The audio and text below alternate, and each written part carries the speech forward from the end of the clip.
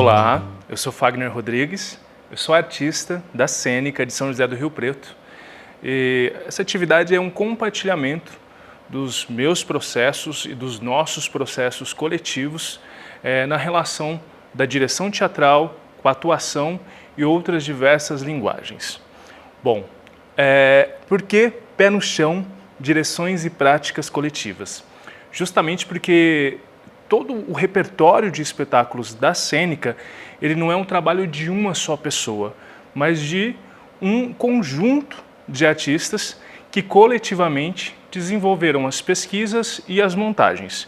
Então eu acredito muito que o meu trabalho como diretor foi organizar esse encontro e essa potência desse ajuntamento dessas pessoas de diversas linguagens. Dentro da sua trajetória, a Cênica, em 15 anos de história, montou 10 espetáculos, eu assino a direção de 9 dessas obras e a ideia é um pouquinho dessa viagem, um panorama mesmo desse fazer, né? Que começa lá em 2007, com a fundação da companhia, eu particularmente tinha muito essa vontade de fazer teatro, de alguma forma, e como fazer era montando uma companhia. Então, recém-saído da Casa de Cultura de Norá do Vale, me vem essa ideia de juntar algumas pessoas e começar a minha relação com também a direção teatral. E veio muito também, eu acho que de uma percepção do meu lugar enquanto artista, uma tentativa de descoberta. Até então eu me achava um ator limitado, e aí dentro dos meus próprios estudos eu começo a perceber esse lugar muito da observação. Era algo que eu gostava muito e que eu acreditava que a direção ela tinha um desafio assim mesmo e que eu me sentia um pouco mais à vontade na relação. E aí nossa primeira obra foi o espetáculo Alto da Anunciação. Ele nasce em 2008, é um alto de Natal que nasce inicialmente voltado para ser feito em dezembro, nas ruas, praças, espaços alternativos. E qual é a minha relação criativa nessa obra? Primeiro, no meu encontro com a própria dramaturgia da Clara Roncati e também a musicalidade presente, porque é uma história que todo mundo conhece, o nascimento do menino Jesus. Mas como ter esses desdobramentos e se relacionar com o atual mesmo, com o nosso fazer, com o mundo de hoje. Então, quando a obra ela estreia lá em 2008, ela tinha uma característica. E essa é uma característica que também depois tem um espelhamento em todas as outras obras da Cênica, que é a mudança com o tempo. Mas, inicialmente, é uma obra que é dirigida num semicírculo, né, numa semi-arena, mas que tem muito uma relação quase também do palco italiano em si, mas na rua. A gente tem um cenário de fundo que é composto por tecidos, madeiras, e como o desafio principal, acho que da direção era tentar olhar um pouco para essa relação do que estava acontecendo na rua, na praça. Então, qual o espaço possível de diálogo? Eu ainda não tinha uma noção da potência da rua, era a minha primeira experiência na rua. E aí o alto ele me traz essa descoberta de que a rua é viva. É um cachorro que late, é um bêbado que chega, é o vento que derruba o cenário, é a chuva. Então tinha esse desafio de como dialogar com esses acontecimentos no espaço urbano. E também de como olhar para uma história clássica e ver essas camadas de atuação se relacionando com o teatro popular, com uma música de MPB que já era extremamente conhecida e como ela também pode ser narrativa de aterramento mesmo dessa obra e diálogo com o hoje. E assim nasce o espetáculo Alto da Anunciação. E aí tinha um desafio, porque ir para a cena depois. Então, inicialmente eu dirigia, depois tinha essa necessidade de ir para a cena, que acho que também é um grande desafio da direção. Eu, particularmente, não gosto muito de estar em cena e dirigir ao mesmo tempo. Mas nesse trabalho aconteceu anos depois, por uma necessidade mesmo do próprio coletivo. O Alto da Anunciação ele é um espetáculo que permanece até hoje no nosso repertório. A gente apresenta sempre que possível. E eu tenho a felicidade de trabalhar com artistas que estão sempre dispostos a reconstruir essa obra. E ela ainda permanece viva e pulsante e se relacionando também com esses espaços e com essas cidades onde ele se apresenta. Então, dessa primeira experiência com o Alto da Anunciação, surge a nossa relação com a música ao vivo, né?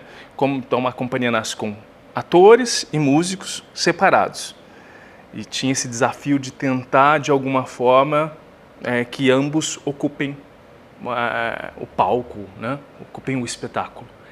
Mas dessa junção me nasceu a vontade de continuar uma pesquisa. E aí vem a próxima montagem, que é um espetáculo chamado Acordes, que ele estreia em 2010. É um espetáculo que eu assino a dramaturgia junto com o Homero Ferreira. E aí também, além da direção teatral, tinha esse desafio de trabalhar com a criação do texto, da palavra em si. Então é uma obra que mescla poesia, com muita música, com um documento, porque falar sobre ditadura, então tinha um distanciamento inclusive social do local de onde eu vim, onde eu fui criado, como eu podia me apropriar de alguma forma dessa história, me relacionar com ela. E aí o Acordes a gente tem uma coisa arena, estreamos na arena, então esse desafio de um espaço alternativo, de diversas camadas, e aí surge a primeira impressão e o primeiro desafio Fagner enquanto diretor de como me apropriar de um cenário, como me relacionar com um cenário que está mais vivo dentro da obra, que ele também se modifica e com esses diversos planos também de atuação. E como eu posso me relacionar com a música como um elemento vivo também de denúncia, né? E também um elenco de diversas gerações. Então foi a primeira vez, por exemplo, que eu dirigi Beta Cunha, que foi um grande desafio, que era alguém que eu olhava e falava, meu Deus, como que eu tenho 20 e poucos anos posso dirigir Beta? E aí eu entendo que esse lugar é da generosidade do artista mesmo, de saber ouvir, de que a direção é um lugar de escuta, né? O apontamento ele é necessário, mas é muito necessário ouvir. E é um desafio constante até hoje, é algo que eu ainda não aprendi não, que muitas vezes vem a minha vontade, mas como me relacionar com a criação autoral do ator, da atriz, do intérprete, né? Ainda tinha essa necessidade, essa relação de divisão música e atuação, quem é músico e quem é ator e atriz. A gente ainda estava num caminho, e eu acho que era um desafio para a direção, tentar olhar para essas camadas, para como a gente pode colocar isso de uma forma mais homogênea. Então, também é um espetáculo que permanece até hoje no nosso repertório, e o Acordes me traz um momento de olhar e falar assim, Fagner, acho que você pode dirigir sim, estuda moleque, vai lá, porque você tem 20 e poucos anos e está fazendo uma obra complexa. E me desenvolve também a vontade de escrever, que é algo que até então eu não sabia que era possível. Então vamos desenvolver um pouco mais esse exercício da escrita, né? E escrever, ir para a sala de ensaio, experimentar no exercício, voltar para a tela, reescrever. Então foi um processo de 2 anos que me possibilitou essa descoberta de como eu posso criar mesmo na sala de ensaio numa tentativa coletiva. E aí depois do Acordes vem a Cor Silva. A Cor Silva foi o meu primeiro momento de exercício de olhar para a região, para a cidade em que eu moro. Então eu, Fagner, artista, descubro e percebo que o meu redor, que a minha gente, as pessoas com quem eu convivo diariamente, elas são memórias vivas ou escondidas. E elas são energia para a criação de uma obra. Então, olhar para o Silva foi um presente. E descobrir que o palco ele pode ser uma tela em branco e que eu posso pintar encenando um espetáculo. Então, a encenação toda do A Cor Silva, que é um texto do Homero Ferreira, ela parte dessa criação de encenação como uma grande tela. E aí eu me relaciono mais e descubro esse lugar da importância de um figurino que se relaciona também com a direção, que não está ali em cena simplesmente como um movimento alegórico. Eu recebo a colaboração do Linaldo Teles também na preparação de elenco, e percebo a potência da partitura corporal na atuação. Então, quando o Linaldo trabalha a partitura corporal com o elenco, com Vanessa, com o Neto e com o Betinho, e aí eu tenho o José Maria e a Márcia na música, tudo é esse movimento de pincelada, de tinta colorindo um palco, né? E também de organizar esse lugar da atriz e do ator que traz um movimento e que é partiturizado e que é como uma nota musical e que eu preciso simplesmente provocar e não direcionar e de alguma forma depois desse ajuntamento organizar. Assim nasce o Silva, também um espetáculo que foi um presente. Olhar para o José Antônio da Silva e ver o quanto nós artistas, se nós não contarmos a nossa própria história, quem vai contar? A gente vai ficar na geladeira. Então ainda tinha esse sentimento também do Silva não reconhecido na própria cidade e eu, Fagner, com uma jovialidade e querendo mostrar, querendo provar algo que eu era capaz de fazer. Então eu acho que esse foi o grande desafio do Silva, que é um projeto ainda que a gente pretende reconstruir, porque as pautas hoje elas são outras e diversas.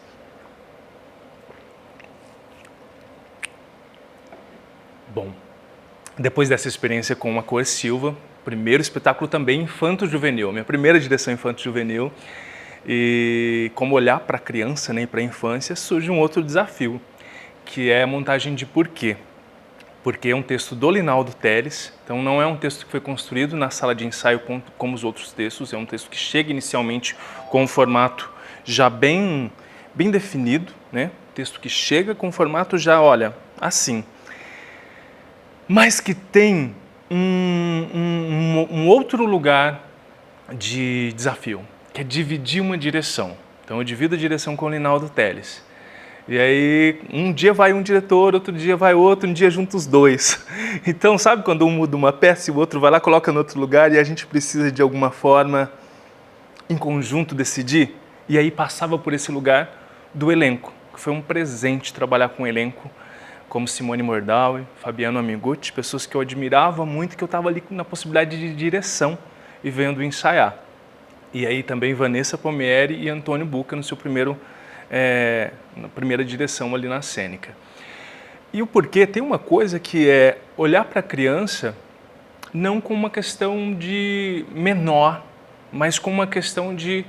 Posso falar de filosofia para a criança? Quais são esses porquês? Então é muita poesia, palavras extremamente difíceis e que eu falava, gente, será que a criança vai entender? Mas aí eu percebi que não precisava entender. A gente percebeu que precisava sentir. E aí é um espetáculo que ele já nasce com essa opção de palco e de espaços diversos, como parte de uma escola. E que a poesia, ela é muito viva. Então é um texto que é um presente por si só. E eu acho que o trabalho da direção foi justamente achar as sutilezas em cada palavra dita, em cada poesia, e também achar o tempo do silêncio. Foi um espetáculo que foi construído no quintal de casa. Era um quintal que ficava bem próximo assim de uma linha férrea. E aí o trem passava no meio do ensaio e tinham o apito e o silêncio. E eu acho que isso foi fundamental na criação desse trabalho. E talvez foi sim o primeiro espetáculo que a gente dirigiu, né, que eu acho que foi muito coletivo, que a gente foi para a rua, para diversos espaços experimentar, enquanto exercício, vamos experimentar. E aí também, volto nisso, foi um presente, e é um presente, porque é um espetáculo que é o tempo da delicadeza, e que ainda tem esse lugar de como, depois de tantos anos, manter um espetáculo vivo.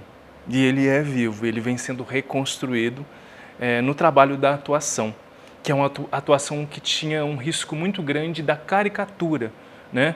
São artistas que interpretam personagens com a idade maior do que as suas. E aí tinha esse cuidado de olhar para a interpretação numa camada que não passasse. Era uma linha, sabe? E é uma linha tênue. Então, foi um presente de olhar e ver o trabalho, assim, a composição de personagem de cada pessoa. E ver cada um descobrindo o seu próprio tempo da delicadeza e da poesia nessa relação com os personagens. É um trabalho que é muito difícil ser feito por outra pessoa, além daquela que construiu e que deu vida na própria sala de ensaio. Porque é uma mistura entre a própria pessoa e o personagem criado. Vamos lá, para o próximo. Falar do próprio trabalho, né, tem esse exercício de como olhar para essa memória percorrida. E eu acho que falar da minha relação da direção com a cênica é falar de acúmulo. E aí eu olho em 2014, 2 anos de pausa, vamos para uma nova montagem. Então a gente monta Sabiás do Sertão. E aí o Sabiás, ele tinha um desafio de que inicialmente eu não estava na direção. Eu estava fora, convidamos um grande mestre, que é uma inspiração para o meu fazer, que é Luiz Carlos Laranjeiras. Ele vem trabalhar com a companhia. Então nós temos esse primeiro momento de criação coletiva, de quase uma residência mesmo, onde a gente levanta material, olha para Cascatinha-Inhana, que também tinha uma relação com a nossa própria cidade. Clara Roncati cria o texto na sala de ensaio, com muito exercício com o elenco, e aí vem uma direção externa. Então também acho que tinha um desafio que não é a direção artística, mas é a direção de organização de grupo. É onde a gente começa a se instaurar enquanto um coletivo que precisava de um território e que precisava se organizar fora de cena. Mas foi um presente olhar para Laranjeiras, entender que a nossa brasilidade, a nossa cultura popular, ela é elemento de aquecimento, de preparo na criação, de preparo vocal, que uma roda de coco, ela serve para um aquecimento e para outras tantas coisas, que uma catira, um movimento de catira, ele é um elemento de encenação, que uma ciranda é um elemento festivo que pode ser usado numa cena. E aí foi um momento onde eu sentei e aprendi com um grande mestre. E aí depois o espetáculo ele passa por algumas mudanças, porque ele estreia no palco, ele é feito inicialmente para o palco italiano e depois ele vai para a rua. Então, da assistência de direção, eu peço licença para compartilhar a direção com Laranjeiras devido à distância, tentando respeitar ao máximo o processo criativo dele e do grupo. E aí vem para a rua. Então, como descobrir esse tempo do espetáculo que era no palco italiano, na rua? Foi um desafio e, ao mesmo tempo, uma provocação. E é um espetáculo que ele abriu portas para a cênica para o Brasil. A gente viajou de norte a sul, diversas cidades, e olho e falo, nossa, como o nosso fazer caipira, Cascatinha-Inhana, eles podem ser apresentados em qualquer lugar do mundo, porque é vivo. Então reafirma essa nossa relação com uma identidade de falar da terra, do nosso povo, da nossa musicalidade, do nosso costume. E assim é Sabiás do Sertão. Mais um presente na minha trajetória e que eu agradeço muito o encontro da cênica com aquele juntado de gente que mergulhou intensamente num processo teatral e que foi extremamente apaixonante e que foi determinante para a continuidade da cênica enquanto coletivo e enquanto repertório. Porque o Sabiás do Sertão ele desperta a nossa relação com as outras obras. Então a gente se organiza enquanto coletivo e um foi puxando o outro, né? Foi um presente para o Sabiás e agradeço mais uma vez o encontro com o mestre Laranjeiras. Bora para o próximo. Bom, aí tem essa relação de fazer espetáculos na rua e no palco. E sai do palco, vai para a rua, apresenta cada dia num lugar, às vezes você apresenta de manhã na rua, à tarde no palco, e assim vai trazendo também uma descoberta, de falar, nossa, o quanto o espetáculo ele não é ao mesmo tempo. Então eu, enquanto diretor, precisava olhar e provocar isso no elenco. Né? A minha relação com o elenco era, gente, Não é a mesma energia, é um outro desenho, é uma outra relação com o próprio público. E aí nasce o próximo trabalho, que é Virado ao Paulista, que eu vou falar aqui que ele tem 2 nascimentos. Ele nasce primeiro em 2015 e depois em 2022. Vou falar de 2015, então um convite do Sesc Birigui. Nasce um projeto de falar sobre o samba paulista. E aí a Cênica se junta, até então é o nosso... Acho que o primeiro projeto efetivamente que é montado na nossa sede. A gente tem uma sede, a gente pode ensaiar lá, a gente pode andar na rua, na frente da nossa sede, fazer uma cantoria. E isso é extremamente determinante no resultado do trabalho. Porque ter um lugar onde a gente deixa um cenário, deixa um figurino, deixa um adereço, onde a gente pode chegar, se preparar para poder trabalhar, para desenvolver o ofício, foi incrível. E aí o Virado à Paulista, que é um roteiro meu e da Simone Mordawi, de uma pesquisa que se relaciona com o samba paulista propriamente, que é o ponto de partida, né? Ele abre outras várias veredas e várias fendas na companhia, que vai, depois lá em 22, a gente vai falar um pouquinho mais sobre. Porque eu, Fagner, um artista branco, falando sobre uma história que é uma apropriação, porque é uma história predominantemente, é uma história genuinamente preta. E naquele momento eu não tinha consciência alguma. Então, quando o espetáculo foi montado, meu trabalho foi provocar a sensação de deslocamento. Então era um espetáculo que a gente começava num ponto e ia andando até outro lugar. E enquanto direção eu tinha que descobrir os momentos também de circularidade, de como fazer o espetáculo andar como um grande desfile, como um grande bloco de rua, como um cordão, as diversas manifestações presentes na pesquisa do espetáculo. E o Virado à Paulista é isso, é uma festa, ele nasce como uma grande festa, mas depois ele passa por uma reconstrução, que aí eu acho que eu não posso nem mais falar que a direção é minha. Eu tenho uma provocação constante coletiva, porque daí a gente refaz o elenco, majoritariamente preto, e que traz outras muitas colaborações, que direciona o espetáculo para um novo caminho, onde eu tenho prazer em ouvir. Ouvir e pensar, nossa, o quanto a gente, na direção, é difícil ouvir. Que bom que eu tive o privilégio de ouvir e rever, redescobrir essa obra.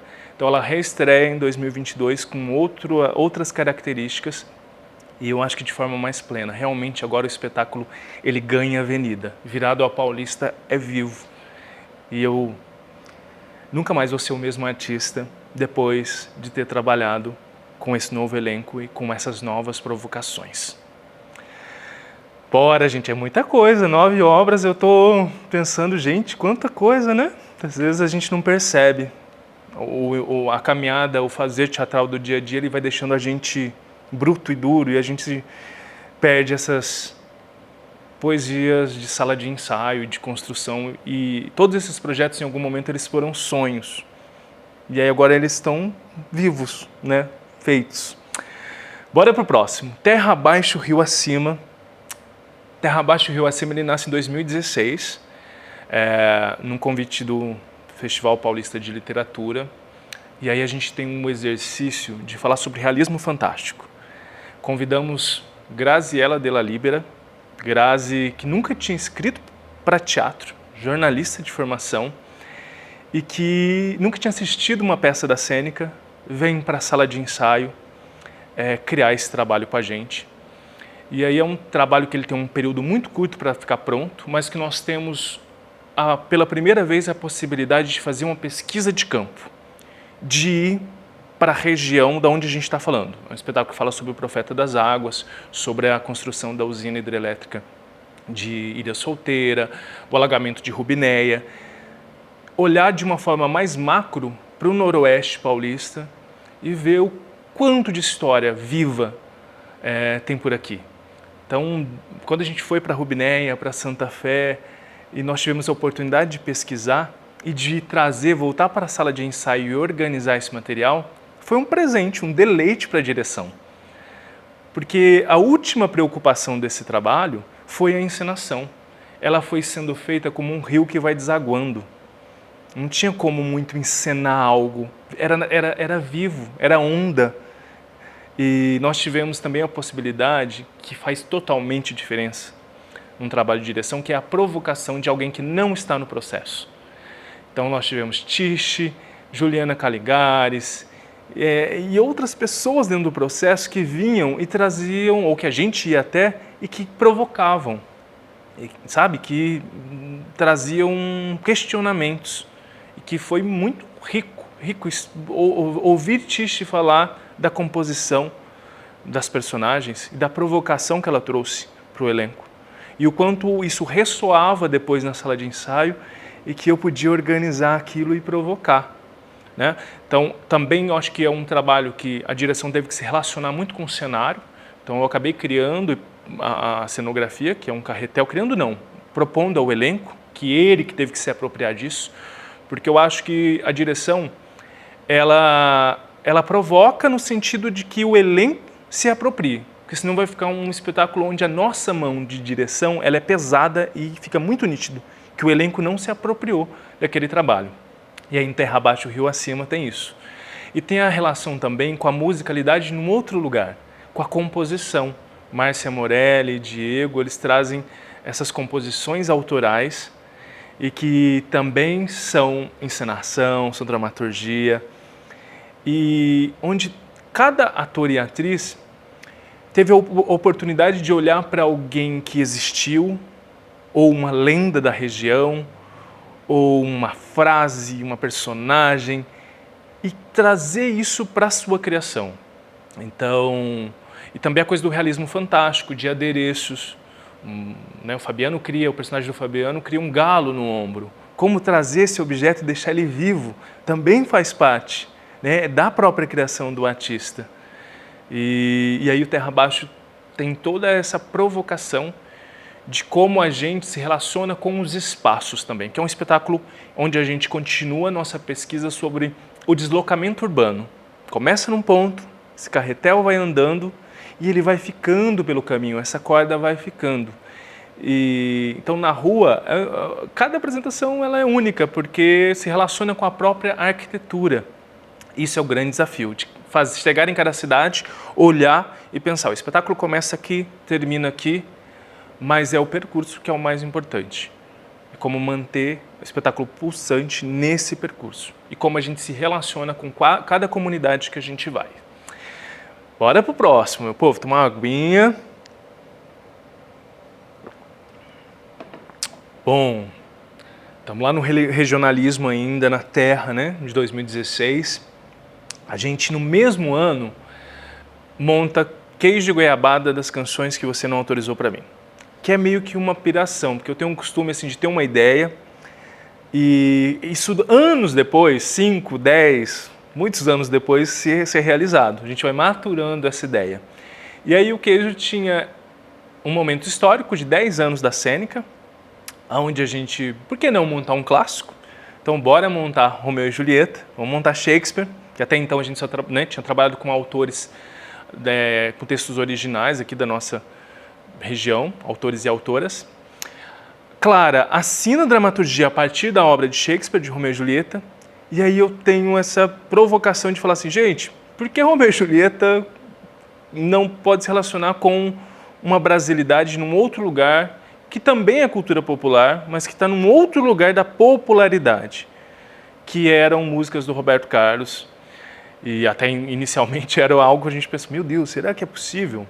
Mas que tinha esse momento de questionamento do próprio fazer teatral. Então é um trabalho que nasce com a metalinguagem, com o que é espetáculo, o que é festa, o que é verdade, o que é mentira, o que é erro e o que é acerto. Então tinha próprio questionamento da companhia sobre linguagem. Vamos fazer um teatro contemporâneo, que não é contemporâneo, o que é?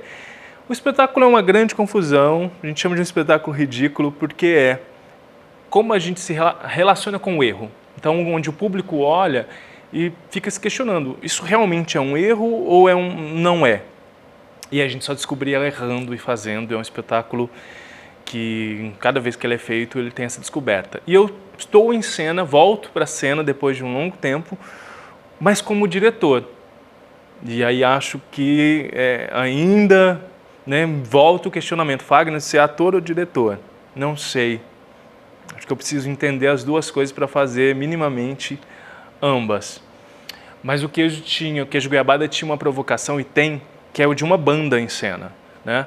Então, você olha, todo mundo toca, então tem guitarra, baixo, bateria, e a gente não tem coxia, que é outro costume, assim, são raros esses trabalhos onde a gente usa coxia, que é um elemento que eu gosto muito, de que o ator e a atriz estejam presentes ali o espetáculo todo. E aí o Queijo nasce do erro, da tentativa de acerto, mas cada vez que a gente erra é uma delícia. E o Queijo Goiabada, ele traz um lugar que é as substituições, porque a gente estreia, precisa trocar, sai um, entra outro, e é algo que interfere em todos os trabalhos da cênica. Porque anos depois entra alguém num processo, ou acabou de estrear, entra alguém que não estava na sala de ensaio durante a criação. E eu vou ter que redirigir esse trabalho. Aí eu acabo descobrindo outras coisas que no momento inicial eu não vi. Então, esse olhar atento a todo instante é um desafio, uma oportunidade de aprendizado, eu, Fagner, enquanto artista. Tentar ouvir mais uma vez e observar. E como observar de cena, estando em cena com essas pessoas e tendo que dirigir ao mesmo tempo o espetáculo. E aí o Queijo é esse desafio constante, né? Sempre tentar manter vivo, errando sempre. Bora pro próximo. Aí vem outro, então comemoramos 10 anos de cênica, estreamos o Queijo, abrimos vários debates.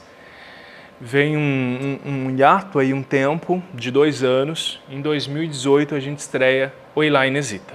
Oi Lá Inesita nasce de mais um sonho, né, de uma ideia que ficou anos guardada. Eu tive esse trabalho de organizar a dramaturgia, que é uma dramaturgia criada pelo elenco, mas que tem uma provocação do Marcelo Romagnoli, que foi extremamente necessário para a construção e que foi um presente ter o Marcelo Romagnoli no processo. Não só o Marcelo, mas também outros parceiros imprescindíveis, que eu acho que eu vou errar alguns nomes aí, mas eu não posso esquecer da Babaia, dentro da cênica, que esse é mais um trabalho. A Babaia foi determinante no meu olhar para a musicalidade dentro das criações das obras na cênica. Entender a música e como dirigir aquele momento, aquela atuação, o cantado falado, o cantado mais cantado e a força do instrumental. Voltando para o Inesita. O Inesita é o primeiro projeto onde a gente ganha um prêmio efetivo para montagem.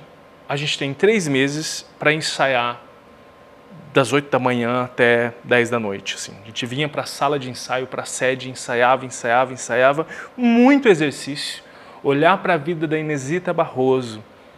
Mais um presente. E ali na Inesita, ver ela além da apresentadora, muitas outras coisas, uma cultura popular, brasileira, ampla, não só o caipirismo em si, olhar para o território enquanto regiões e trazer isso para o palco. E aí o Inesita, acho que talvez é o primeiro trabalho da cênica onde a gente olha e fala assim, nossa, está todo mundo cantando, tocando e coletivamente a musicalidade está muito forte, né? Mas acho que foi uma das primeiras vezes que eu me senti diretor, propriamente falando, artista, de falar assim, nossa, eu tenho esse elenco aqui disponível para trabalhar e para fazer um monte de exercício, para jogar, para descobrir. Então a gente passava horas fazendo exercício. Eu acabava o ensaio, ia para casa, chegava no outro dia e a gente fez muitas dinâmicas. O espetáculo nasceu do encontro, né? Um grupo de 6 pessoas no elenco e mais uma vez foi um privilégio trabalhar com artistas que estavam presentes na sala de ensaio, criando, e aí preocupados com montar a peça, com ensaiar, porque tinha toda uma equipe e uma estrutura fora. Isso faz total diferença, muita diferença. Então a Inesita tem esse lugar do privilégio. Falar, nossa, pude dirigir com um pouco mais de tranquilidade, sem me preocupar se teria recurso para montar a peça ou não. Falou, nossa, eu quero o cenário assim. O Léo Bauab, que é o nosso cenógrafo nesse trabalho. E também, eu acho que o Inesita tem esse lugar da plasticidade de também ser mais coletiva, interferir muito na própria encenação. Quando chega um cenário, que ele interfere na encenação, no desenho de cena. Ele também é um personagem dentro da obra.